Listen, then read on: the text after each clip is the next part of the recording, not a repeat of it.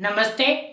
आज हम इस वीडियो में जैसे हमने पिछले चैप्टर में पढ़ा था कि दैनिक जीवन में रसायन, उसमें हमने जो 3 संकल्पनाएं थी लुईस संकल्पना तक कंप्लीट कर लिया था। आपने यदि वो वीडियो नहीं देखा तो डिस्क्रिप्शन में लिंक है, जाके देख लीजिए। उसके बाद उसी चैप्टर में दैनिक जीवन रसायन में अगला जो टॉपिक आता है वो आता है पीएच स्केल। ये एकदम सिंपल सा टॉपिक है, वेरी इजी। हम इसको समझने की कोशिश करते हैं। पीएच क्या है? PH scale. पीएच का देखो, जो पीएच है इसके अंदर, इसका मतलब समझो पहले। पीएच, पी यानी होता है पुषांश और एच यानी होता है हाइड्रोजन। जो इसका नाम है पुषांश हाइड्रोजन स्केल, ठीक है। हाइड्रोजन एच जो है वो हाइड्रोजन को रिप्रेजेंट करता है। तो ये क्या है? पीएच स्केल, ठीक है। ये दरअसल जो हमारी स्केल आती है इस तरह की, इसी तरह की एक स्केल आती है। इसके अंदर तो 15 सेंटीमीटर तक दिया हुआ होता है, 15, इसमें 14 तक दिया हुआ होता है। दरअसल ये एक तरह की इस तरह स्केल होती है जिसमें 0 से लेके 14 तक अंक होते हैं। और जो तो इसमें 0 से 6 तक, 0 से 6.9 तक, 0 से 6.9 तक जो भी होगा वो अम्ल माना जाएगा। और 7 पे उदासीन माना जाएगा। और 7.1 से 14 तक क्या माना जाएगा? क्षार माना जाएगा, बेस माना जाएगा। तो ये होता है। अब इसको कैसे मापा जाता है लेब के अंदर? दरअसल क्या होता है कि इस तरह का एक, जैसे हमने पिछले वाले में देखा था कि एक लिटमस पत्र होता है, उसी तरह का ये एक पेपर होता है इसके लिए भी। इसमें अलग अलग, जैसे यहाँ पे, जैसे मान लो यहाँ पे ब्लू दे देगा, यहाँ पे आपको दे देगा रेड, यहाँ पे ग्रीन, यहाँ पे येलो, तो इस तरह का दे देता है ये। और फिर उसमें नंबर होते हैं कि 1 पे रेड है, 2 पे ग्रीन है, 3 पे ब्लैक है। तो इस तरह से फिर हम जिस विलियन में देंगे तो जो भी कलर देगा ये पेपर, उस पेपर के अनुसार उस टेबल में मिलाएंगे। इसी पे टेबल आती है साथ में, उस पे मिलाएंगे कि कौन सा अंक है। उस आधार पर हम डिसाइड करेंगे कि ये क्या है। ये छोटे लेबों में होता है। बड़े जो लेब होते हैं, बड़े बड़े लेब होते हैं, उनके अंदर ये स्केल होती है जिसपे एग्जैक्ट जो मान होता है क्षारकता का या अम्लता का, वो पता लगाया जाता है, ठीक है। तो ये जस्ट सिंपल है कि 0.0 से 6.9 तक अम्लता होगी और 7 पर उदासीन होगा और 7.1 से 14 तक क्षार होगा, ठीक है। अब इसका महत्व क्या है? देखो, इससे हमें स्केल से हम नाप सकते हैं कि क्या है। देखो, हमारा जो उदर होता है, उदर से मतलब है यहाँ पे आमाशय, स्टोमच, ठीक है। आमाशय के अंदर हमारे HCl अम्ल पाया जाता है और HCl में भी क्या पाई जाती है? वो अम्लीय होता है। तो उसका यदि वो बढ़ेगा तो हमारे अंदर क्या होगा? अपच की स्थिति हो जाएगी। और इसको कम करने के लिए हमें मिल्क ऑफ मैग्नीशिया, MgOH का होल ट्वाइस, ये वाला पदार्थ इसके लिए लेना पड़ेगा। मिल्क ऑफ मैग्नीशिया इसको बोलते हैं। डायरेक्ट क्वेश्चन भी आता है कई बार, मिल्क ऑफ मैग्नीशिया क्या है? तो ये सूत्र लिखना होता है। फिर दंत क्षय, हमारे जो दांतों पे, आपको पता होगा हमने पाचन तंत्र वाले चैप्टर में पढ़ा था कि दांतों के ऊपर एक कठोर इनेमल पाया जाता है, ठीक है। तो दांतों का जो नॉर्मल पीएच होता है वो होता है 6.5, ठीक है। तो क्या हो गए? अम्लीय, अम्लता का गुण है। तो 6.5 हो गए। तो इसके अंदर यदि ये इससे ऊपर जाएगा या कम होगा, कम होगा तो जो इनेमल है वो टूटने लगेगा। और इनेमल हमारे शरीर का सबसे कठोर भाग होता है, ठीक है। तो इसको भी मेंटेन करना होता है। इसीलिए हमारे दांतों को डेली ब्रश से करना चाहिए, टूथपेस्ट यूज करना चाहिए। यदि हो सके तो टूथपेस्ट की जगह हमें जो देसी हमारे उपचार आयुर्वेद के वो करने चाहिए। कीटों के डंक में भी क्या होता है?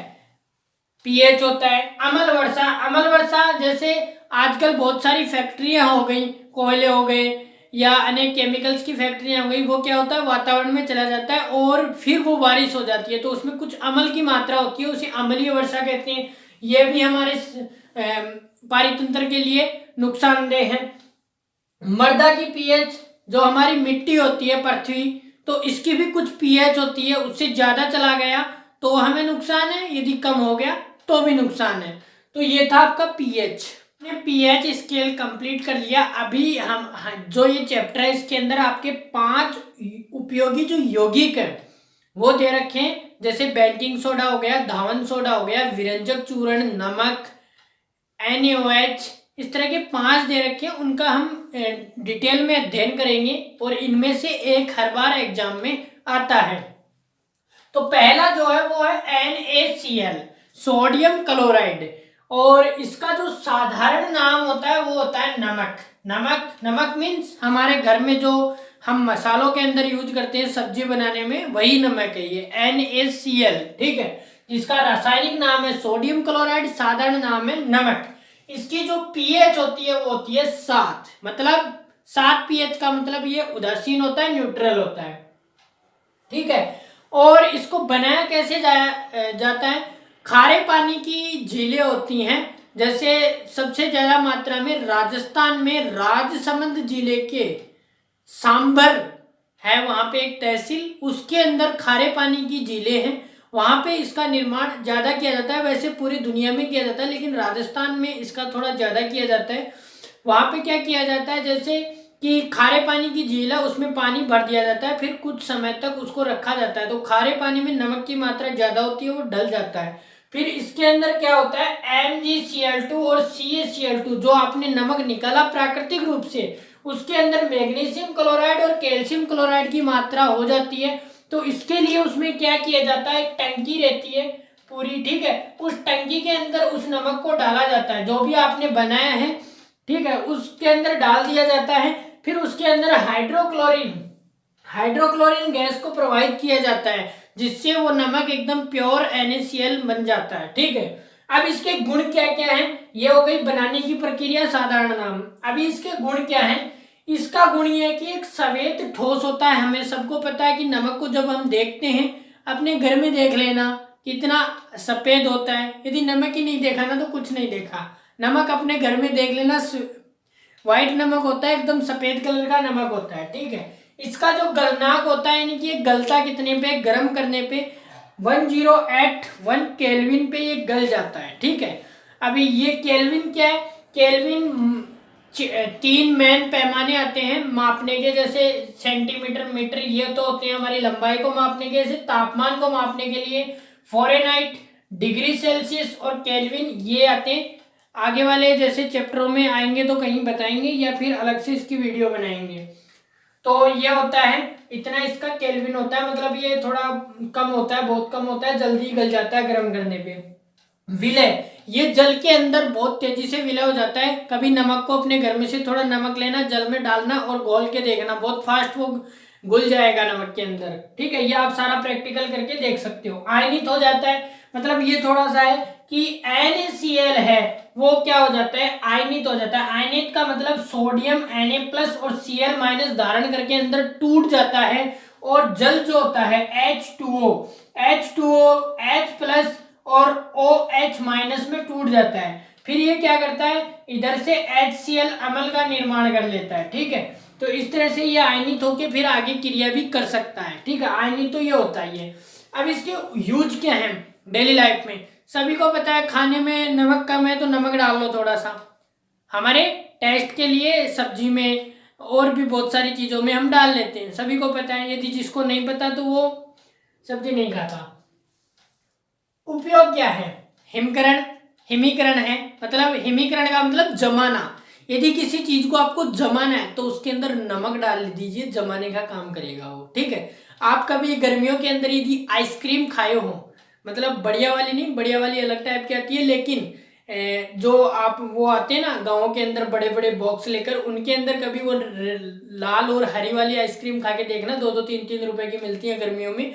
उनको खाना, उनके अंदर नमक का स्वाद आता है। वो नमक इसलिए डालते हैं क्योंकि वो ज़्यादा देर तक जमी रहे, और उसको वो 2-3 गाँव में सप्लाई करते रहते हैं पूरे दिन, फिर भी वो पिघलती नहीं है, वही कारण है।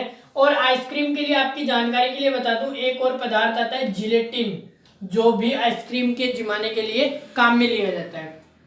अब क्या किया जाता है और क्या यूज है? NaOH, sodium hydroxide, Na2CO3, NaHCO3, Ca और Cl3, ये विरंजक चूर्ण, जिसका हम आगे अध्ययन करेंगे। इनको बनाने के लिए नमक क्या किया जाता है? नमक जो है वो एक जैसे मटेरियल के रूप में काम में लिया जाता है। नमक की सहायता से ये पदार्थ बनाए जाते हैं। तीसरा, ये अभिकर्मक प्रयोगशाला के अंदर जो लैब होती है, केमिस्ट्री लैब, उसके अंदर ये अभिकर्मक के रूप में भी काम में लिया जाता है। अभी हम नेक्स्ट देखते हैं NaOH। तो हमारा दूसरा जो उपयोगी यौगिक है वो है NaOH, सोडियम हाइड्रोक्साइड, और इसका जो साधारण नाम होता है वो होता है कास्टिक सोडा। ठीक है, कास्टिक सोडा इसको क्या कहते हैं, इसका नाम होता है। ठीक है, जो साधारण नाम होता है आप इसको कास्टिक सोडा के नाम से खरीद सकते हो। अब इसका निर्माण कैसे किया जाता है? इसका निर्माण किया जाता है कि जब इसमें क्या किया जाता है, एक पात्र लिया जाता है और उसमें 2 इलेक्ट्रोड लगाए जाते हैं। ये जो आप देख रहे हो ये है ना, ये माइनस और ये प्लस, ये क्या है, इलेक्ट्रोड। अब जो माइनस होता है उसे तो कहते हैं कैथोड साइंस की भाषा में, और जो पॉजिटिव होता है उसे कहते हैं एनोड। ठीक है, तो इसमें क्या किया जाता है, एक पात्र लेकर एनोड और कैथोड लगा दिए जाते हैं। अब उन दोनों को बैटरी से या विद्युत धारा से कनेक्ट कर दिया जाता है, जैसा कि यहाँ पे किया गया है। ठीक है, उसके बाद उसमें क्या डाला जाता है, जल और NaCl, सोडियम क्लोराइड का मिश्रण डाला जाता है। ठीक है, मिश्रण डालने के बाद इसमें विद्युत धारा प्रवाहित की जाती है। यहाँ से मान लो मैं यहाँ पे एक स्विच लगा देता हूँ, तो यहाँ पे इस स्विच को चालू कर दिया जाता है, ऑन कर दिया जाता है। तो इसमें इस विलयन में विद्युत धारा जैसे प्रभावित होती है, तो जो क्लोरीन है, क्लोरीन गैस है, वो एनोड के ऊपर जाकर एकत्रित होना स्टार्ट हो जाती है, और जो हाइड्रोजन गैस है, क्लोरीन गैस इससे निकल जाती है आपकी NaCl से, और जो हाइड्रोजन गैस है वो H2O से, जो जल का मिश्रण है, इनका ही तो मिश्रण बनाया था हमने, तो ये H2O गैस यहाँ पे चली जाती है। अब NaO और ये एक H बच गया, ये क्या करता है, यहाँ पे इसी पे चिपक जाता है कैथोड पे एक जगह होकर, फिर इसको अलग करके मिश्रित कर लिया जाता है, और इसी का तो हमें निर्माण करना होता है। एकदम सिंपल लैंग्वेज में मैंने आपको समझाया है। इसी की जैसे हम रिएक्शन देखेंगे, NaCl प्लस HCl। ठीक है, NaCl plus HCl, NaOH plus, sorry यहाँ पे थोड़ा सा गलती हो गया, ये HCl नहीं है, H2 है। हम यहाँ पे H2O से क्रिया करवाएंगे, NaCl H2O NaOH Cl2H। तो ये एक्वस फॉर्म में रहता है और ये दोनों गैस फॉर्म में बाहर निकल जाती है, जैसा मैंने आपको कैथोड और एनोड पे बताया है। अब इसके गुण क्या क्या हैं? अब इसके गुण हैं कि ये श्वेत और चिकना होता है, श्वेत, ठोस और चिकना होता है। ठीक है, मतलब श्वेत भी होगा, सफेद कलर का होता है, और ये थोड़ा चिकना होता है, और इसका जो गलनांक है वो 591 केल्विन होता है, और ये भी जल में आसानी से विलय हो जाता है, नमक की तरह। पर्पल क्षार है ये एक। ठीक है, और ये पर्पल विद्युत अपघट्य है क्योंकि ये जल्दी से Na+ और OH- के अंदर टूट जाता है। अब इसके यूज क्या है, हम इसको किस किस यूज में ले सकते हैं? इसका यूज साबुन, कागज, सिलक उद्योग और रसायन बनाने के अंदर किया जाता है। बॉक्साइड के धातु क्रम में भी इसका उपयोग किया जाता है, बॉक्साइड भी एक धातु आती है। पेट्रोल के शोधन में, जब आपके पेट्रोल को निकाला जाता है तो वो मिलावट होती है उसमें, तो उसके शोधन को, उसको सही करने के लिए, उसको शुद्ध करने के लिए भी NaOH का उपयोग किया जाता है। वसा व तेलों के निर्माण में, वसा, कुछ तेल और वसा और तेल ऐसे होते हैं जिनको बनाया जाता है, कई, जैसे आपने गाय भैंसों से घी निकाला जाता है। ठीक है, वसा, तो वो तेलों से, NaOH से भी बनाया जाता है। जैसे आपका एक घी आता है, तो वो भी वनस्पति घी जिसको बोलते हैं, इसका उपयोग भी रसायनों के अभिकर्मक के रूप में किया जाता है। तो अभी हमारा तीसरा जो आता है वो आता है CaOCl2। ठीक है, तो इसे कहते हैं कैल्शियम ऑक्सीक्लोराइड, और इसका जो वैज्ञानिक नाम तो हो गया कैल्शियम ऑक्सीक्लोराइड, रासायनिक नाम या वैज्ञानिक नाम, और इसका जो साधारण नाम होता है वो होता है विरंजक चूर्ण। ठीक है, तो इसका पहले तो निर्माण समझेंगे हम, इसको निर्माण कैसे किया जाता है, इसको बनाया कैसे जाता है। तो जो आपका बुझा हुआ चूना है, कैल्शियम हाइड्रोक्साइड, इसको क्या किया जाता है, Cl2 गैस के साथ इसकी क्रिया करवा दी जाती है, तो ये बन जाता है आपका कैल्शियम ऑक्सीक्लोराइड। ठीक है, विरंजक चूर्ण बन जाता है। ठीक है, अब क्या किया जाता है, ये आपका बन गया। अब इसके गुण क्या क्या है, कैसे पहचानेंगे, क्या गुण है इसका? ये पीला तीक्ष्ण गंध वाला होता है। ये पीले कलर का होगा, पहले वाले जो सफेद कलर के थे, ठीक है, वो ठोस थे। ये पीला तीक्ष्ण और गंध युक्त होता है, ठीक है। तीक्ष्ण गंध युक्त मतलब ऐसे सूंघने पे नाक में चुभती हो जैसे लगता है, वो एकदम से अंदर चली जाती है वो, इस तरह से। और ये आपका कोल्ड जल में विलय होता है। पहले वाले दो आप किसी भी जल में मिला सकते हो, NaOH को और NaCl को, विलय हो जाएंगे, लेकिन इसको ठंडे जल के अंदर ही ये विलय होता है। सबसे खास बात का एक और गुण क्या है, ये खुला, इसको यदि हम खुला रख देंगे वातावरण में तो ये CO2 गैस को क्या करता है, बाहर निकालता है, CO2 गैस छोड़ता है ये। चौथा इसका क्या है, तनु अम्लों के साथ ये क्रिया कर लेता है और ये क्लोरीन गैस का निर्माण कर लेता है, ठीक है। तनु और सांदर, मतलब तनु और सांदर में क्या फर्क है? सांदर का मतलब होता है कि प्योर अम्ल है और तनु का मतलब होता है इसमें थोड़ा जल मिला दिया गया है। इसी तरह तनु सांदर क्षार और तनु क्षार भी होते हैं। तो इसमें क्या किया जाता है, CaCO2 प्लस H2SO4 सल्फ्यूरिक अम्ल, तनु सल्फ्यूरिक अम्ल को इसके साथ क्रिया करवाई जाती है तो ये लास्ट में Cl2 का निर्माण कर लेता है। फिर इसका जो पांचवा उपयोग है वो क्या है कि ये नवजात जो ऑक्सीजन है उसका भी निर्माण करता है। कैसे? ये जो है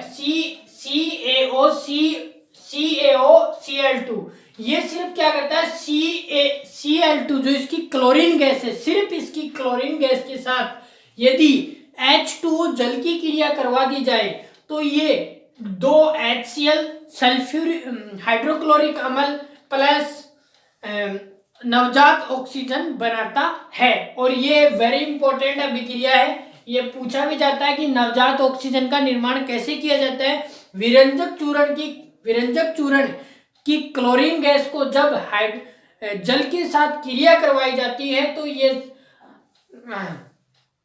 HCl और नवजात ऑक्सीजन का निर्माण करता है।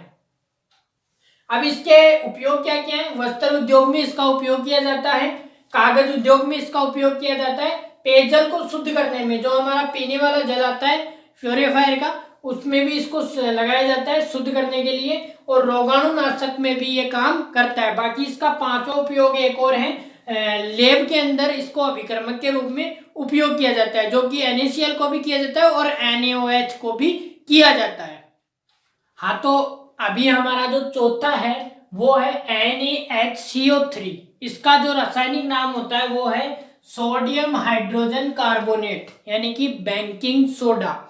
इस बेकिंग सोडे को बनाया कैसे जाता है, निर्माण की इसकी दो विधियां हैं, ठीक है। निर्माण की दो विधियां, एक विधि तो यह है कि कोई जैसे कोई केक होता है या कोई ब्रेड होता है तो उसके अंदर इसमें उसको वो जब सड़ जाता है तो उसके अंदर थोड़ा सा नमक डाल के H2O वहां पे बन जाता है, CO2 उन बुलबुलों के अंदर होती है और अमोनिया भी होती है। तो इन सब का जब मिश्रण हो जाता है तो NH4Cl और NaHCO3 बन जाता है, ठीक है। ये अमोनियम क्लोराइड हो गया। एक दूसरी विधि यह है कि सोडियम कार्बोनेट को कार्बन डाइऑक्साइड के मिलाया जाता है, ठीक है।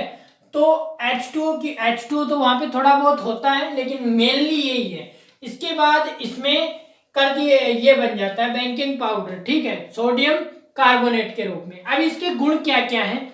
ये है आपका श्वेत क्रिस्टलीय होता है, यानी व्हाइट कलर का सफेद होता है, और क्रिस्टल होते हैं। क्रिस्टल का मतलब इसके छोटे छोटे दाने होते हैं जिनको हम तोड़ नहीं सकते, ये क्रिस्टल के रूप में होता है। जल में अल्प विलय होता है, मतलब आधा घुल जाता है आधा नहीं भी घुलता है। जल में इसकी प्रकृति क्षारीय हो जाती है, यानी बेसिडिक प्रकृति का हो जाता है। गर्म करने पर ये CO2 गैस देता है, जब हम इसको गर्म करेंगे तो ये CO2 गैस प्रोवाइड करता है। कैसे? जैसे NaOHCO3, ये जो मैंने सिंबल लगाया है ये गर्म करने का होता है। आपकी किताब में लिखा हुआ है गर्म करने पर, लेकिन आप डायरेक्ट यदि ये सिंबल लगा दोगे, मैथ के अंदर इसको त्रिभुज बोलते हैं, तो ये त्रिभुज का यहाँ पे आप लगा दोगे तो इसका मतलब होता है गर्म करना, कोई गलत नहीं निकालेगा, ठीक है। इसको ये जब इसके साथ क्रिया करवाई जाती है तो ये सोडियम कार्बोनेट प्लस H2 और CO2 गैस। अब ये गैस जो होती है उनके ऊपर ऐसे सीधा ऊपर की तरफ तीर का निशान लगाया जाता है, जिसका मतलब ये होता है कि ये एक गैस है। ठीक है, अब इसके उपयोग क्या क्या हैं? उपयोग है कि ये खाद्य पदार्थों के अंदर इसका यूज किया जाता है। इसका उपयोग सोडा वाटर, सोडा युक्त शीतल पेय, जिसके हम गर्मियों के अंदर पीते हैं ठंडे, तो उनके अंदर भी ये आपका आता है बेकिंग सोडा। ठीक है, पेट की अम्लता दूर करने के लिए भी बेकिंग सोडा को लिया जाता है। ठीक है, और इसको ज्यादा मात्रा में नहीं लेना चाहिए, स्वास्थ्य के लिए हानिकारक भी हो जाता है। हानिकारक कैसे होता है? बेकिंग सोडा को यदि आप ज्यादा ले लोगे तो हमारे शरीर में दस्त लगने जैसी भी आ सकती है प्रॉब्लम, यदि ज्यादा लिया जाए। इसको स्वादिष्ट खाद्य पदार्थ, मतलब कई बार जैसे पकौड़ियाँ वगैरह घर में बनती हैं तो उनमें भी इसका यूज किया जाता है, इससे इसका टेस्ट बढ़िया बन जाता है। इसका उपयोग प्रतिरोधी के रूप में लिया जाता है। प्रतिरोधी एक प्रकार का आपका दवाई होती है, तो ये आप आगे की कक्षाओं में पढ़ेंगे क्या होता है। इसका उपयोग अग्निशामक के रूप में किया जाता है, और जो छठवां है वो आपको पता है लैब के अंदर अभिकर्मक के रूप में किया जाता है। तो अभी हमारा पांचवा जो आता है वो आता है Na2CO3.10H2O। इसका जो रासायनिक नाम होता है वो होता है सोडियम कार्बोनेट, और इसका जो साधारण नाम होता है वो होता है कपड़े धोने का सोडा। सबसे पहले हम इसका निर्माण देखेंगे, इसका निर्माण कैसे किया जाता है। तो हमने जो पिछला वाला पढ़ा है 4 नंबर का baking soda, sodium hydrogen carbonate, इसको जब गर्म किया जाता है तो ये sodium carbonate plus H2O plus CO2 बाहर निकल जाती है। ठीक है, अब इसको जब वापस जल के साथ 10H2 अणु जल के साथ क्रिस्टलीकरण किया जाता है तो ये आपका Na2CO3 प्लस 10H2O का निर्माण कर लेता है। इसे ही कपड़े धोने का सोडा कहते हैं, और यही हमें निर्माण करवाना था।